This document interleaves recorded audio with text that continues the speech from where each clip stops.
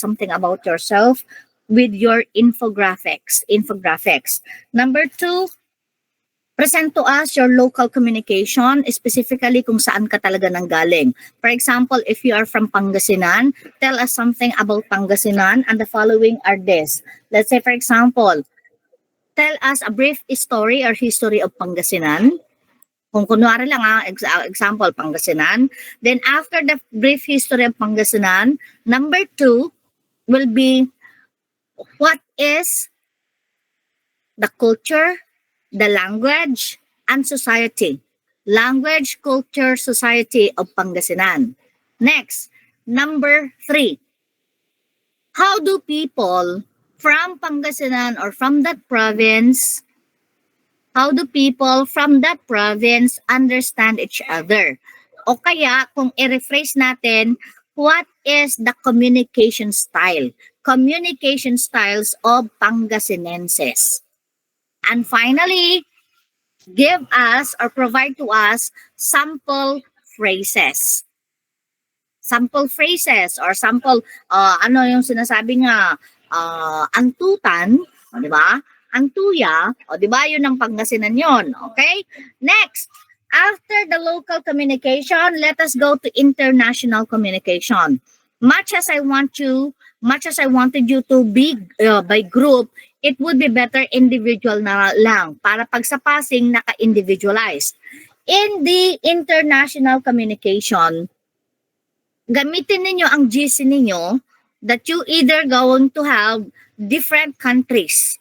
So pumili na kayo. So whether US, Korea, may tinatawag tayong Muslim countries, Asian countries, tapos European countries, the Northern American countries, etc., etc. So, maglagay na kayo para hindi pare-parehas. And what are the things that are found? Well, obviously, you're going to give us something about, a brief information about the country that you have chosen.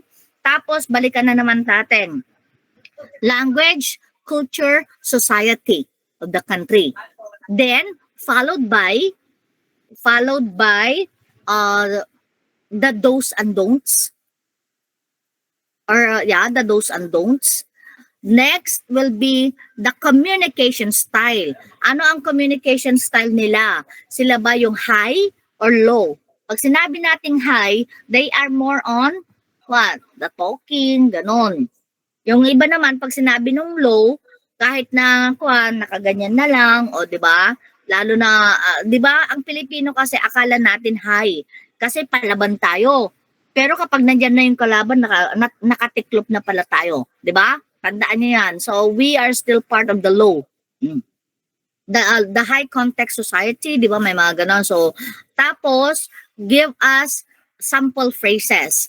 Ayoko na United States of America. Of all the countries, I have a question. Huwag na ang Philippines, huwag na ang US. So, pwede mong China, Korea, South Korea, North Korea. Kasi meron tayong tinatawag na communication styles. When it comes to the so-called now, the culture. Kasi normally, kapag kultura, kakaiba.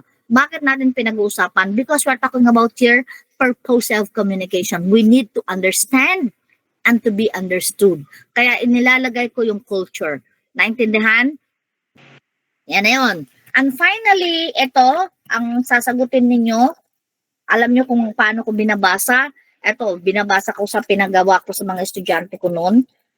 Number 1, this is the assignment. Yung mga iba kasi project quizzes assignment yon. So, tandaan ninyo, your attendance is 20% of your grade. Your project is 20% of your grade. Your quizzes will be 20% of your grade. 60 na. Class standing is part of the quizzes at saka yung project. Tapos, 40% is for your examination. The things that you saw, yung sinabi ko kanina, are already part of your examination. Okay? Ito sana kasama din sa examination, but then again, tinanggal ko na lang para puro lahat multiple choice. Okay, number 1.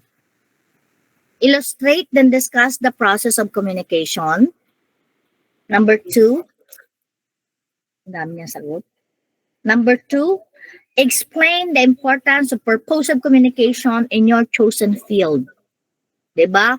financial management, o operating management, marketing management, diba? O kaya yung ano yung trabaho nyo ngayon. Number 3, discuss the importance of communication in a person's day-to-day living. Maglagay ka din ka ng mga references.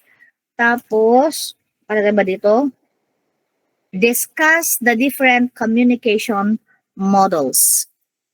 Apat. Again, illustrate and discuss the process of communication. Explain the importance of purposive communication in your chosen field. Number 3, discuss the importance of communication in a person's day-to-day living. And finally, number 4, discuss the different communication models. So kindly write your references too. Okay, so any questions? Kung magaling yung para bang leader ninyo o kaya yung secretary ninyo, si Miss Tan, o di mas maganda. Okay, so good morning once again everyone. We are now going to proceed with Philippine literature.